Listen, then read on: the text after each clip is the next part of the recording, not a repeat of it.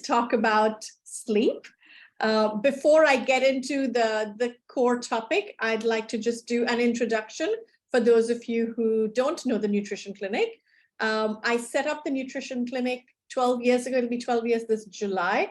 And it really came about as an opportunity to share with a community what I believe is really important, which is, we do have the ability to have some ownership over our own health. And I came to figure that out for myself through a number of health experiences that I went through with a family member, with my own health as well. And I know what it's like to be really overwhelmed and to be really confused when things are not making sense. And I see this every day. I see clients, I see mainly women, but I do work with men as well. I see women who are trying to do everything right, and yet things are not adding up to the results they want. And so we do focus on working with women regain energy, focus, gut, and hormonal balance. And quite honestly, you can't have any of this without good sleep. It is really, really important to sleep well to get all of this. Let me see if this works. I think this might be better.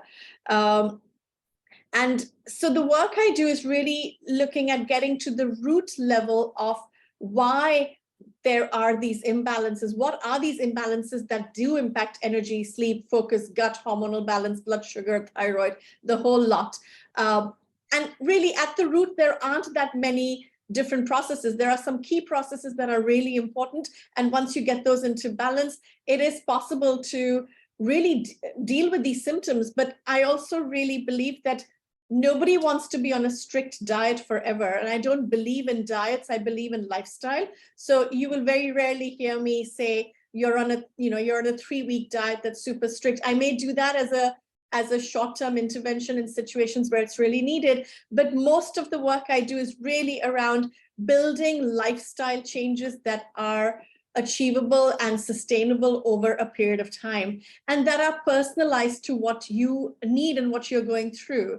I'm trained as a biochemist, my original training. I'm trained as a scientist. I worked in the healthcare industry for about 15 years before I became interested in functional medicine. I've trained at the Institute for Functional Medicine, which is this incredible organization in the US that's doing a lot of research on lifestyle and integrative medicine. I've done a mentorship program with the Kalish Institute for Functional Medicine. I'm trained at the University of Bridgeport. I continue to train. I'm now looking at the whole space of DNA testing and DNA diets, which is going to be something new that we introduce into the practice. And I'm doing a lot more training in the whole space of female hormones as well. So, how do we look at the different hormone profiles and make more sense of it than we have? The really exciting part of my work is that there's so much research, there's so much knowledge that's being shared. And that's also the problem. There is a lot of information out there, and I think information can get overwhelming. I think what we do well at the Nutrition Clinic is take this information that is complex and really simplify it and make it, turn it into steps that you can do and you can continue to do. And I think that's really what we do well. Okay, so let's get into the whole story of sleep. I see a lot of people who say to me, and I love this article from the New Scientist. It's 2017. A lot of people say to me that I need to sleep, and I see this especially with students. I need to stay awake late in order to work, right? I have, so what do we see in Singapore? We see students who stay up late because they just have too much work. We see adults who have time zone issues because you have calls from different, you have to make calls to the US and that affects sleep. And then you have people who are just not able to get work done in time. After they come home, have dinner, spend time with their family, they go back to work to tidy up whatever's left. And then the last group of people are people who stay up late simply because that is the only time they have in the day that is theirs. And I see this a lot with women. I see this a lot with moms who'll say to me, after everybody's gone to bed, that's my time. That's when I'll scroll online and that's my fun time. And I understand that. It's just that staying up late and not getting enough sleep actually has been shown to, the brain actually eats itself. It shrinks in size. Those cells get consumed by the body simply because your body needs that time of rest to recharge and rebuild. I can't stress this enough. Sleep isn't just about rest. It is definitely about rest, but it is about detoxification. It is about rebuilding. It is about gut health. It is about everything that we do. There's a really interesting study that was done by a mattress company in the UK, and they got some people to, people who sleep 8 hours, they got them to sleep just 6 hours for a week. And they took photographs of them, the 8-hour sleep and then the 6-hour sleep. And it was just, I think, a week of sleeping 2 hours less than what's considered normal. And there was a significant difference in how they look, their mood, their energy. And that's 6 hours. And some of my clients are not even getting 6 hours when they come in to see us, right? So 6 hours for some people feels like a pretty healthy amount of sleep. The reality is you typically need 8 to 9 hours of sleep. So just something to keep in mind, if you're staying up late in order to work, you may not be helping your brain. Now, if you're also staying up late or not prioritizing sleep, and you're suffering from weight issues or cravings, then it's important to know that when you don't sleep enough, you secrete more of a hormone that makes you hungry, and you secrete less of a hormone that makes you satisfied. So what that really comes to is cravings. And you particularly crave sugar and salt and fat. Those are the main cravings that you would be vulnerable to. So when somebody comes to see me to lose weight or to deal with cravings, obviously we talk about food, but we talk about sleep as well, because you really do need to make sure that the hormones around sleep are being nourished through rest. I'll just introduce this system that I use at the nutrition clinic, and it's really how I connect the different parts of the body. And let's look at this through the lens of sleep, right? So if we divide the body into 3 systems, you've got the brain hormonal system here, you've got the digestive system here, and you've got detoxification here. Now, where does sleep really interfere, or where does it impact? The biggest place it starts impacting is your hormonal and brain system. So this is the HPA axis. And in today's session, I've decided to do a case study to share how what I do works, but also to bring some of this knowledge to life. And so I'll be talking a lot about HPA axis. Some people call it burnout. Some people call it adrenal fatigue. It basically is your nervous system. Now, your nervous system is very vulnerable to the quality of rest that you get. And if you don't get enough rest, it can affect your mood, it can affect your energy, it can affect your hormones. But interestingly, if your mood chemicals, your brain chemicals are not healthy, then you don't produce enough melatonin to help you sleep. If you're not eating to balance blood sugar levels, the blood sugar ups and downs will prevent you from sleeping. So you could be stuck in a loop where any of these are causing a problem. And it's really hard to figure out, why am I simply not able to do what my body is meant to do, which is I'm meant to sleep. Why am I not able to sleep? Now, the other interesting part of this is that whatever happens in the brain gets communicated to the gut and vice versa.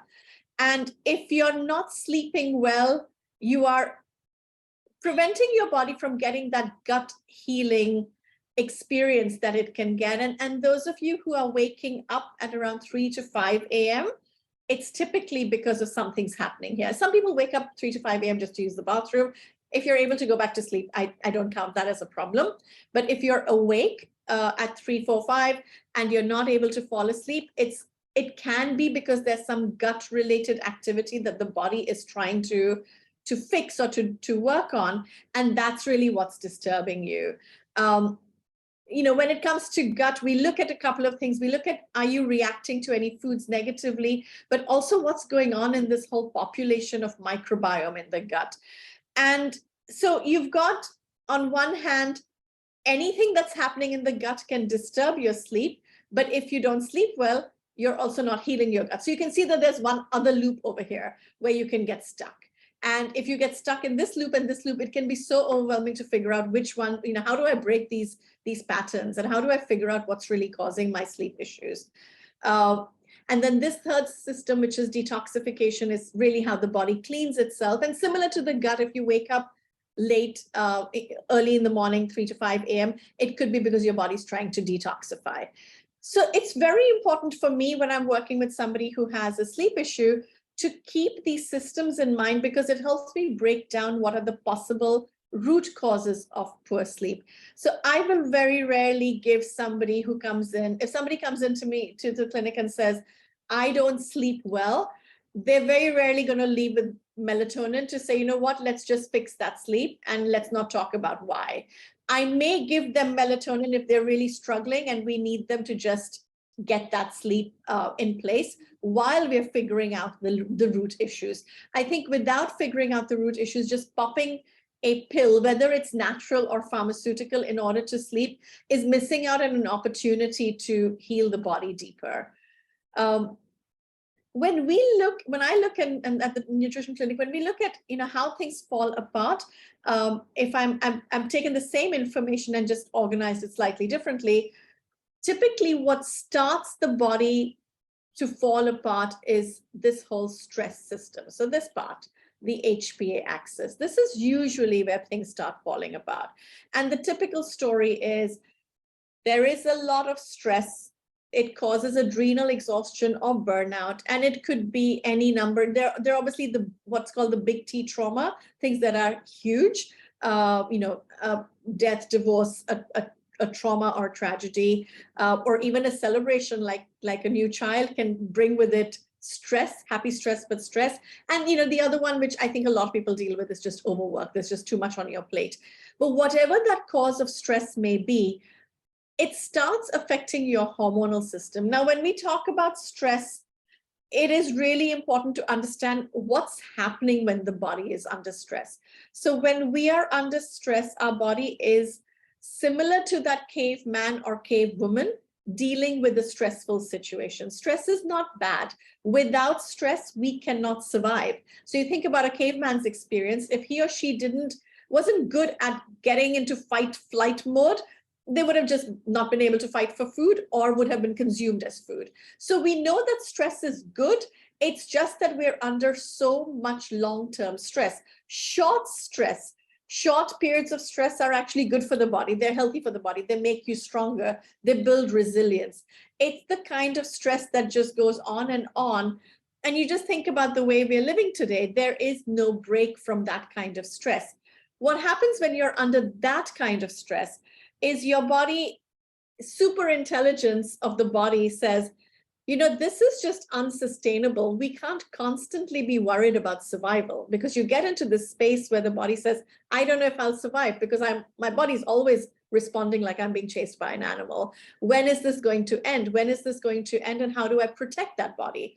So in order to protect the body actually starts slowing things down. It can slow down the thyroid. It can slow down other parts of the hormonal system to help you just get a grip on that stress. And the phrase I use for people who have this kind of adrenal exhaustion or burnout is being tired and wired. You can be so tired that you feel like you can fall asleep at any given time, but you're also so wired that you're just not able to sleep through the night.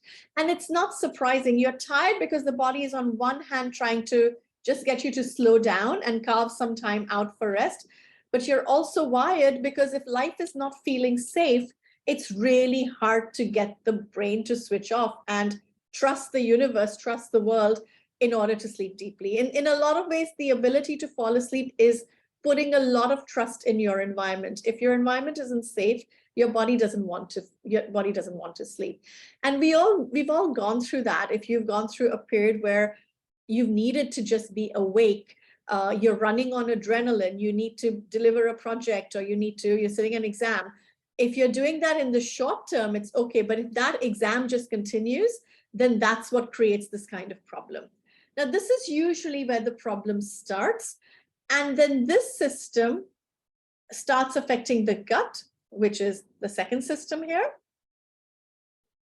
And what happens in the gut is you start developing food sensitivities, your microbiome shifts, you start getting what's called leaky gut. That creates a lot of toxins in the system, which then goes to the third system, which is your detox system, and it gets overwhelmed. So it's important to know that things don't happen just randomly. There is typically this pattern. And so if somebody comes to me and says, I want to go on a detox program, the answer is always no. You don't go on a detox program, because detoxification is a downstream impact of something that's happened more upstream. You have to figure out the upstream first. And so the reason I'm sharing this in more detail is because when we look at some of the root causes of sleep issues, we have to understand how the body works and how the system works. All right, so let's get into sleep and what you can do to optimize. I'm going to start with the lower hanging fruits, the stuff that I think is more foundational, more habits. So number one, important to know that how you sleep obviously impacts how you wake up, but how you wake up also impacts how you sleep. Most people don't think about their morning routine and what that does to their night routine. So starting the day with sun exposure is very good for lifting up certain hormones in the morning. Interestingly, when we're out in the sun, if you look up at the sky, it's blue, right? That's blue light. And so there's a lot of conversation about blue light. That blue light is really good for waking up the body. It suppresses melatonin production. It's more about waking up, right?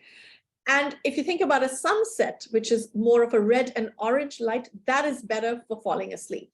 So it's much, much better to go out in the morning and get some sun exposure. Nothing wrong with going out and exercising in the evening, but I think getting that sun exposure in the morning is very good for energy. And energy is going to make a difference to how you sleep. At night, you want to keep your bedroom cool, dark, and quiet, really like a cave. No digital distractions, so that's where the light comes in. Ever since the light bulb has been invented, sleep quality has gone down. I mean, as a population. So we know that light isn't friendly to sleep, and we obviously have a lot of light in our environment. The worst is the blue light that you get from your screens, but any bright LED lights are also not good for melatonin production. Candlelight is actually all right. And now you get certain light bulbs that are useful for getting the right kind of light wavelengths in. But you really want to be careful with the digital distractions 30 minutes before bedtime. The caffeine story is quite personalized. So some people can drink coffee late and fall asleep. And many people find that if they have coffee after 2 p.m., they're not able to fall asleep. And this is impacted by how well your body detoxifies.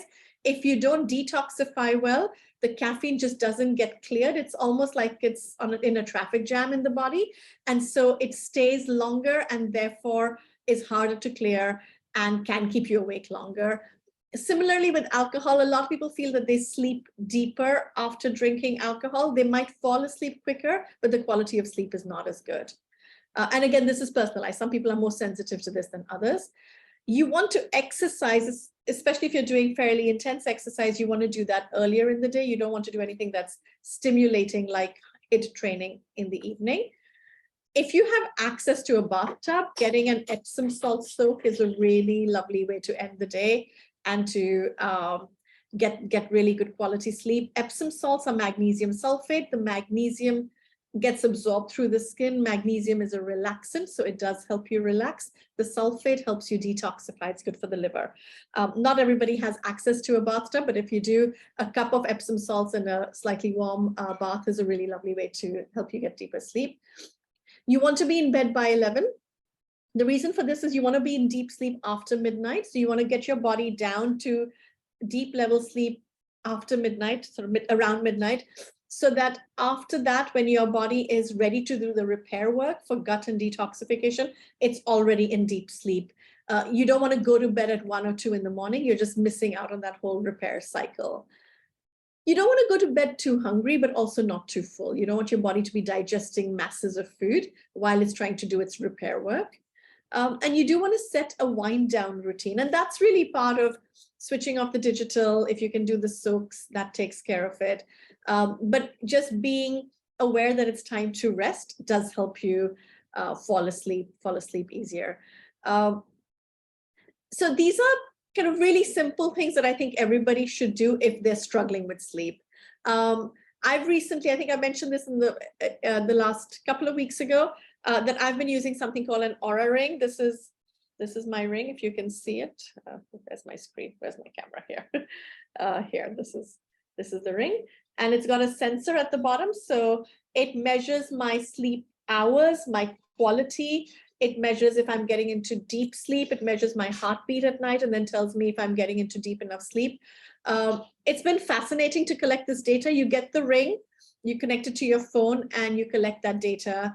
I found it to be very, very interesting. Fortunately, I'm not somebody who struggles with sleep. Knock on wood, that hasn't been an issue for me. So it's been really interesting to just verify what I have believed about my sleep patterns. But I do get some of our clients to use it because I think it's really useful to see what may be interfering in sleep quality and what's the quality of sleep, how many hours of what kind of sleep they're getting. So this is on a foundational, everybody can do this level. Then let's look at some of the deeper root causes for sleep issues. Starting on the left over here, deficiencies are one. If you're deficient in vitamin D, if you're deficient in magnesium, particularly these two, but in general, I would say even with other vitamins and minerals, that can have a direct impact on sleep. If you have a food sensitivity, I've worked with a number of people where cutting out of food sensitivity has had an impact on sleep, simply because if you're eating a food that's inflammatory in the body's just busy fixing that interferes with sleep. So taking that out just calms the system down. The microbiome, which is this collection of 20 to 30 trillion organisms in the gut, balancing them out can be really important to getting sleep quality. There are quite a few connections over here that matter. One is if your microbiome is healthy, your gut is healthy. The other is that your gut is where you produce a large amount of something called your neurotransmitters, particularly something called serotonin. Serotonin is one of the happy chemicals that we produce in the body. And 75 to 80% of it is manufactured in the gut. Now, if your gut isn't healthy, there can be a compromise in the production of serotonin. And what's interesting about serotonin is that serotonin gets converted to melatonin. So without serotonin, it's hard for the body to make melatonin. So again, instead of just taking melatonin, and I'll take melatonin from time to time when I travel. I have no trouble taking melatonin. But if you're taking melatonin on a daily basis, you really want to look at, is it a serotonin issue first? Because you should be able to then fix that, and then that can help you produce melatonin more naturally. Blood sugar imbalances, particularly if you're having a very high carbohydrate diet where your blood sugars go up and down in a day, can lead to sleep disturbances, particularly if you've eaten a heavy high carb meal at night. You might feel sleepy, but then you can get this crash of blood sugar and that can disturb your sleep. And obviously if you eat a heavy meal at night, I think everybody knows that intuitively, you don't sleep well because your whole digestive system is in a bit of a crisis. The HPA imbalance is what I spoke of earlier. It's this whole nervous system overdrive where you're burnt out. And I think for many people, this could be the start. It can then cause a whole bunch of issues with the gut. It can upset your blood sugar levels, and it can really literally consume so many nutrients that you're low, that you end up being deficient. And I just talked about serotonin. So serotonin is very important for producing melatonin. It's also very important for mood, and it's very important for female hormone balance as well. All right, so I'm trying something different today. I hope you enjoy it. I've created a case study of somebody I've been working with. She's a 43-year-old woman. Her name is Charmine, and she came to see me in November, December. She came to see me with these symptoms. She was feeling tired and wired. Her pattern was that she was falling asleep and then waking up. Sorry, I can hear an echo in my voice. I'm just going to see if I can mute everybody in. Oops. All right. Her pattern was that she falls asleep by midnight, but then wakes up in that 3 to 4 a.m. time frame. She had bloating, fairly severe bloating. She had a history of asthma as a child. And when I hear that, I start thinking about the microbiome, because anybody with a history of asthma has likely taken a lot of antibiotics, which can have an impact on the gut. Suffered from low mood, very dependent on caffeine, and had recently turned vegetarian. So this is what she came in. this is what we found out about her.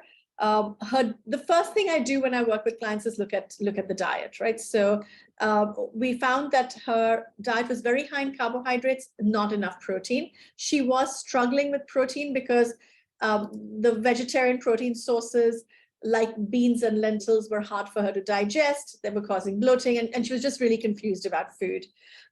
So, we started cleaning up her diet. She has a number of food sensitivities. She has had an overgrowth of gut flora, an imbalanced HPA axis, low B6, low vitamin D, low folate, poor detoxification, poor serotonin. So this is really the information we got about her. And these are the interventions we used. We improved her diet for better blood sugar balance, avoid food sensitivities, worked on the gut, topped up the nutrients that were low, looked at how we can balance that cortisol. There's obviously somebody who's very tired, wired, stressed. So looked at herbs, but also looked at habits like breath work and morning sun exposure, supported detoxification. I've got a few of her test results just to share how this whole process works. So this is an example of her summary of her food sensitivity. So these are the foods that she's now reintroduced some of these, but these are the foods she had to start avoiding.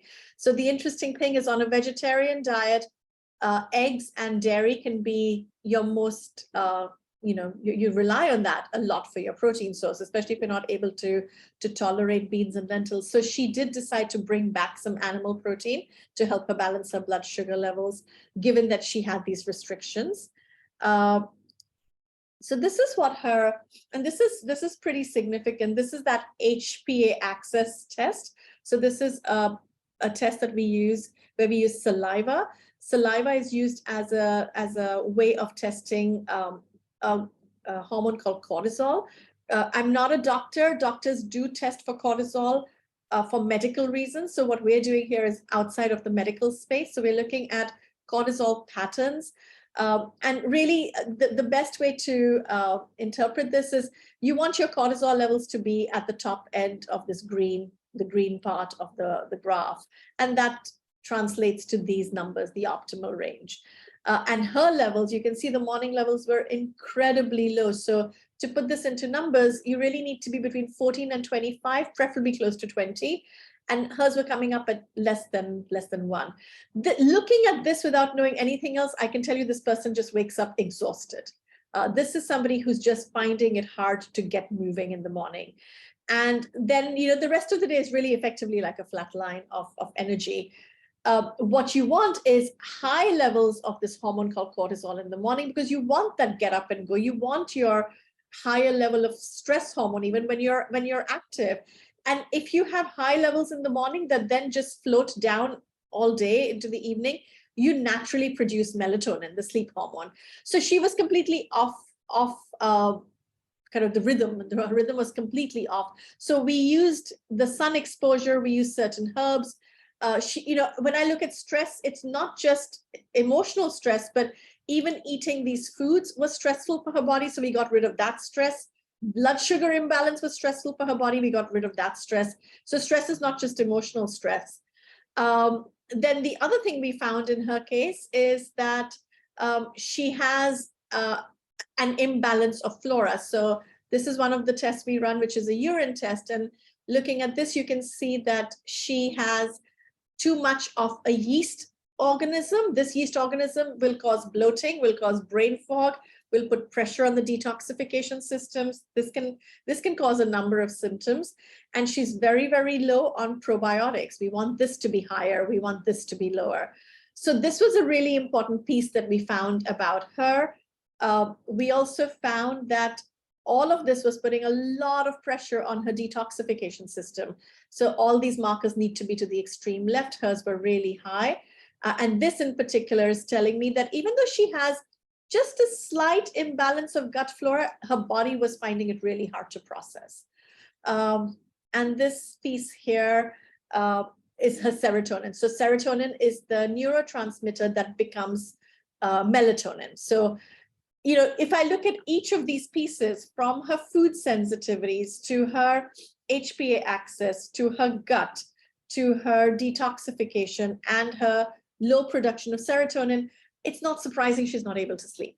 There are so many root causes that need to be brought into balance in order to sleep. And so we embarked on what we do, which is we like to work with numbers and data. So we collected her symptoms at the start.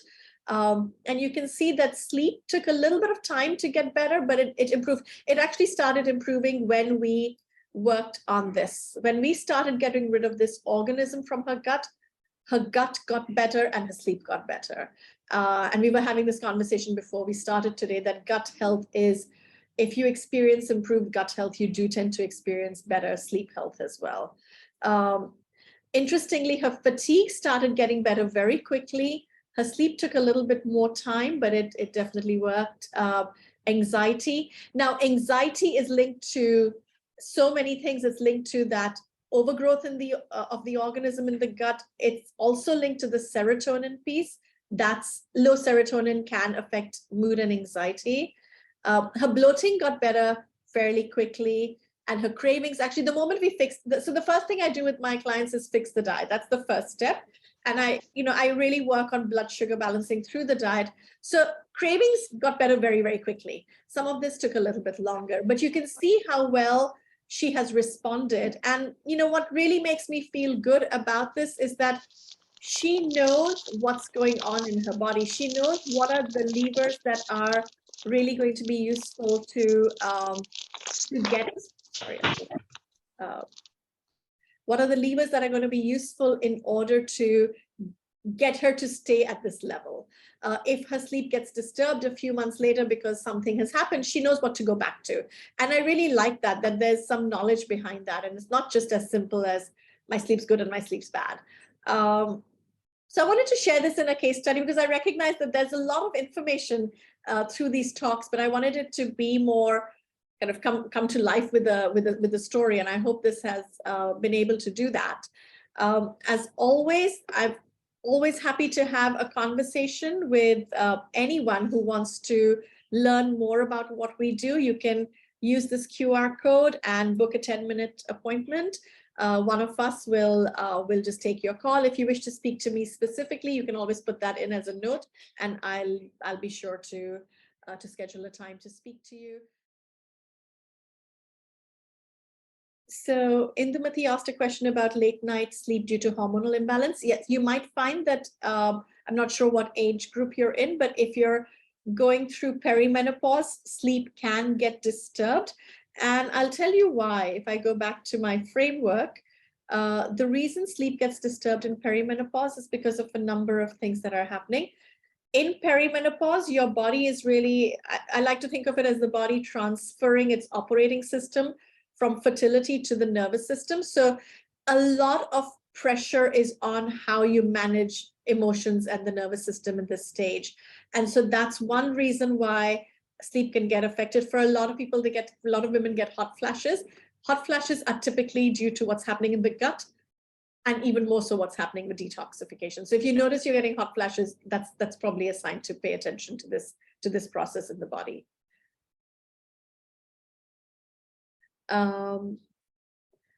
Harshini says, I sleep early but still feel exhausted in the morning. So you sleep early, you're sleeping well. So the first question I'd have is, are you sleeping well? And so if you feel that you're not being disturbed and you're getting solid hours of sleep and you're still feeling tired, there's definitely something going on. It's possible that there's so much activity in these two systems at night that even though it feels like you've got the hours, you're not really resting through. Also, if you're dealing with blood sugar issues in the day, if you have low B vitamins, that can affect your energy as well. So if you'd like to have a conversation about that, I'd be very happy to have a chat with you. How much deep sleep is recommended post-menopause? I would say it's the same. You want 8 hours of solid sleep. That seems to be the norm. Now, some people do manage with less sleep, but if you're waking up tired, then you need more sleep. If you're not waking up tired, if you get 6 hours and you're feeling really good in terms of energy, that's obviously fine. Not everybody follows the exact same number, but on average, I would say it's 8 hours. Indumati is saying that she has low energy in the morning and active in the evening. So if you can imagine, I can possibly imagine that your reading of this could be that you have low levels in the daytime. And then if this level goes up at night, that's going to really interfere with sleep, because your body gets a healthy melatonin surge if you follow this kind of a pattern, the green kind of pattern. So if you do anything else, if you're going up and down, or if you're just low all day and then high in the night, that's going to impact sleep for sure.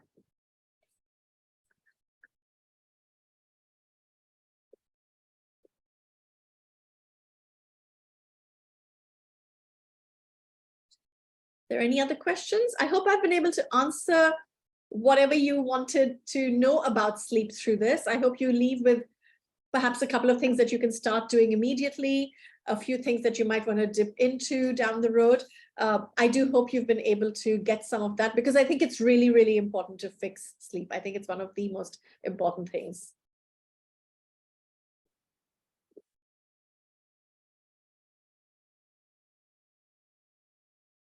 Any more questions? Does anybody want to speak, have a conversation about sleep? I'd be happy to do that.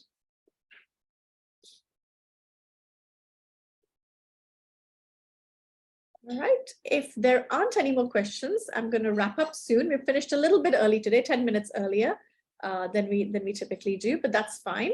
I hope it means that everybody's either fallen asleep or or ready to go to bed, or has the information they need and they're looking forward to put it into practice. I hope it's one of those. All right, so with that, I'm going to, I think I've got some messages saying that everybody's quite satisfied with the information and ready to wrap up. So I'll be happy to wrap up now, and I look forward to seeing you next week for a conversation about the microbiome. So we will cover probiotics. Do you need to take them? What do you look for? How do you get probiotics through food? Do you need them? Should you take them? Should you all take them every day? Should you cycle them in and out? So lots of information about the microbiome coming next week.